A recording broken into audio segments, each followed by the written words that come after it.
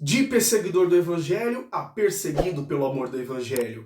Aquele homem que pelo zelo da palavra, das leis judaicas, ele perseguiu e matou muitos cristãos, agora ele está do lado dos cristãos pelo amor do evangelho de Cristo. Estamos falando dele, do apóstolo Paulo, nesta série que trata sobre os melhores momentos de Paulo. E hoje, segunda-feira, é dia de darmos continuidade sobre esta magnífica série. E vamos ter mais um outro aprendizado de Paulo, o top 3, e vamos falar sobre isto agora.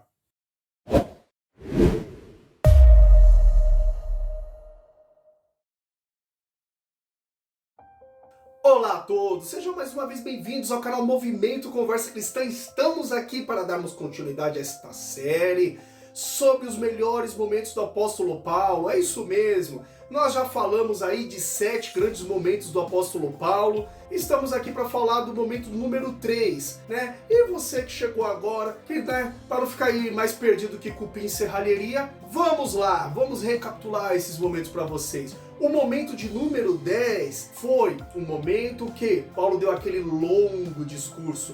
Momento de número 9 foi o testemunho dos demônios sobre Paulo. Momento número 8, não me idolatrem. 7º, a estratégia de Paulo. Momento de número 6, o louvor de Paulo. Momento de número 5, a bronca de Paulo em Pedro.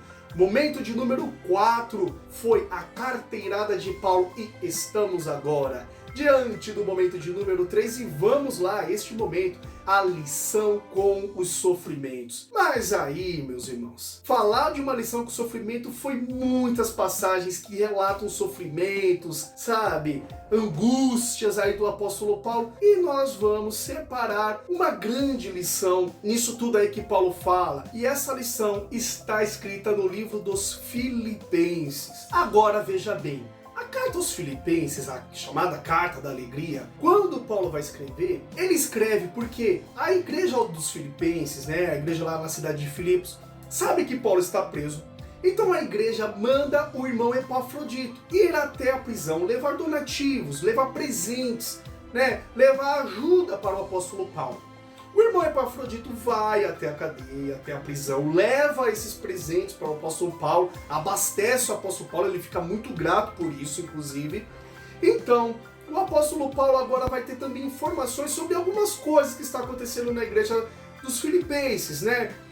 Tem um probleminha aí com 2 irmãs, tem um problema com alguns ainda judaizantes, que às vezes ficam querendo circuncidar, né? Tá lá, o povo tá sofrendo perseguição, e aí o apóstolo Paulo, ele vai pegar e vai mandar o irmão Epafrodito novamente para a igreja de Filipos. O irmão Epafrodito ficou doente, o povo está preocupado com ele. Então o grande cerne desta carta é a preocupação que o povo tem com Paulo e também com o irmão Epafrodito. Paulo manda Epafrodito de volta, que quase o homem morre, diga-se de passagem, para acalentar os irmãos, para acalmar os irmãos, dar uma palavra de consolo aos irmãos, né, sobre os sofrimentos que Paulo está tendo, sobre o problema que Epafrodito teve. Este foi uma das maiores vontades de Paulo com essa carta. Ele manda Epafrodito e os temas dessa carta giram em torno disso. Ele vai primeiro agradecer de todo o coração pela grande ajuda que os irmãos enviaram para Paulo. Ele agradece com um coração muito feliz.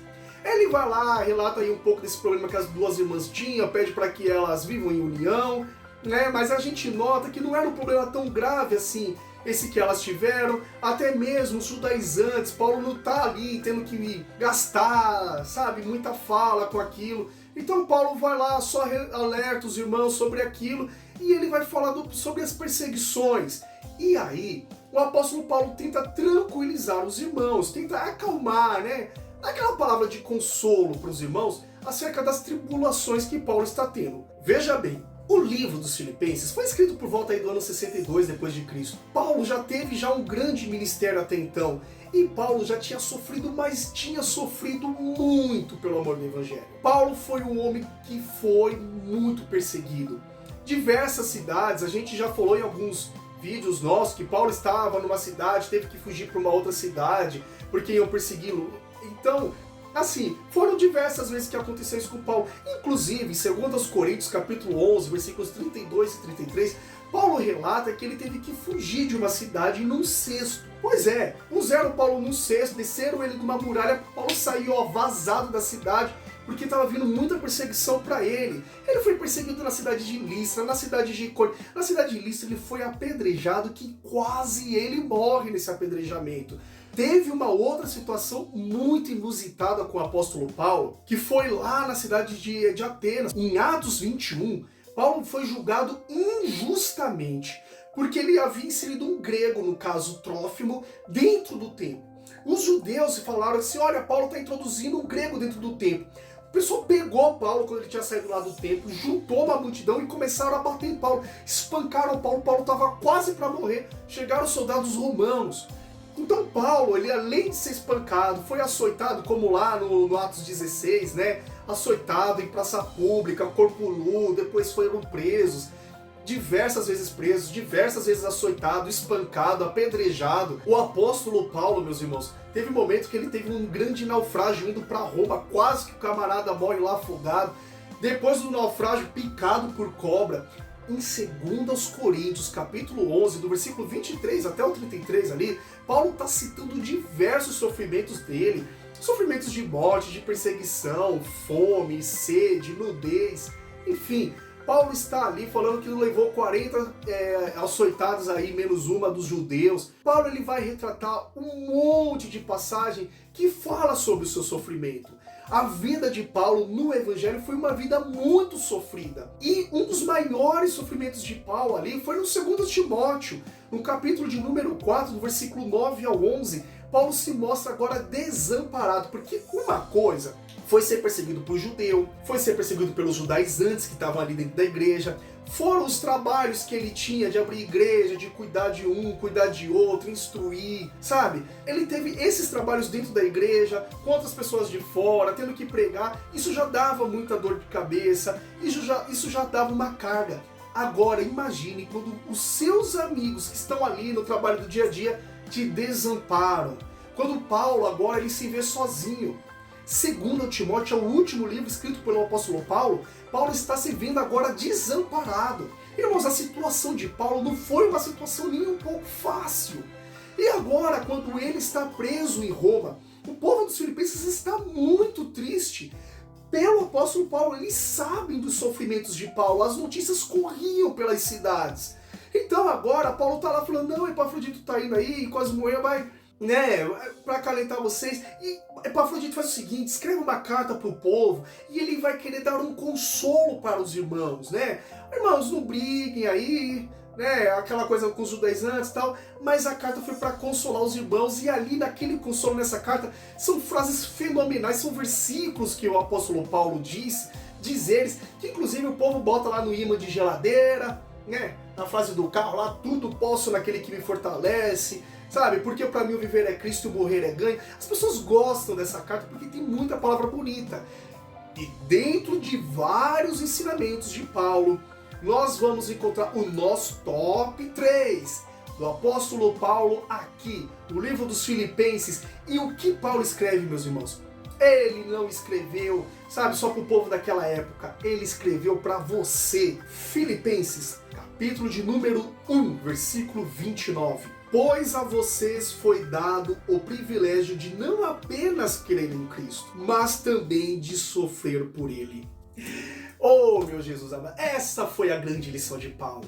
A vocês não tem o privilégio somente de crer em Jesus, mas também de sofrer por Ele. Foi na hora que Paulo está acalentando o povo. E nas perseguições do sofrimento do povo, é desta maneira que o apóstolo Paulo acalentou. Da mesma maneira que Jesus havia falado, no mundo tereis aflições, mas tem de bom ânimo, eu venci. Irmãos, a vida do Evangelho é assim.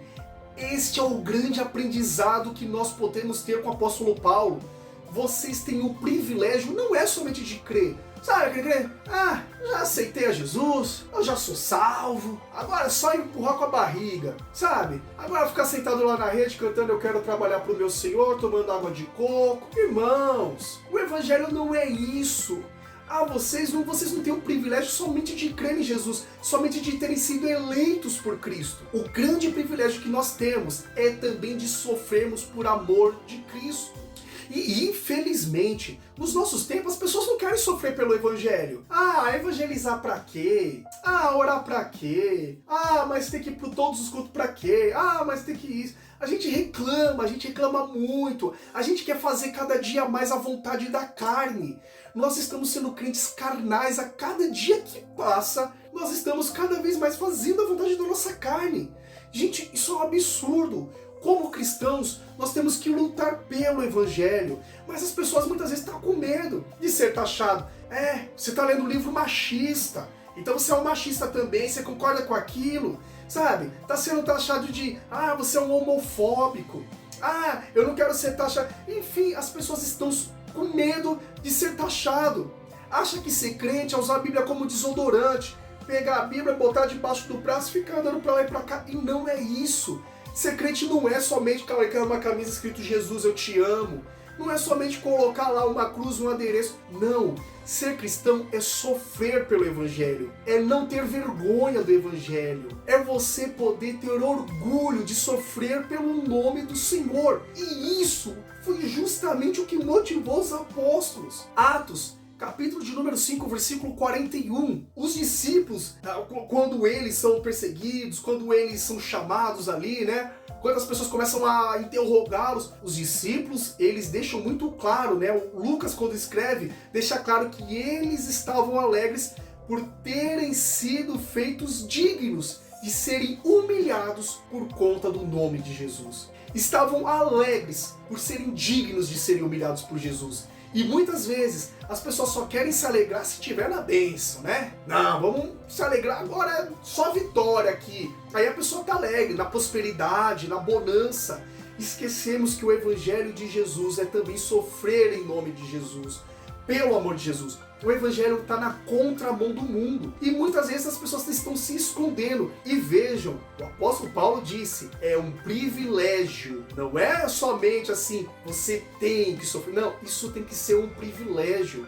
Jesus falou, bem-aventurados sois vós quando vos perseguirem, quando vos humilharem, quando mentirem, disserem todo o mal contra vós por minha causa.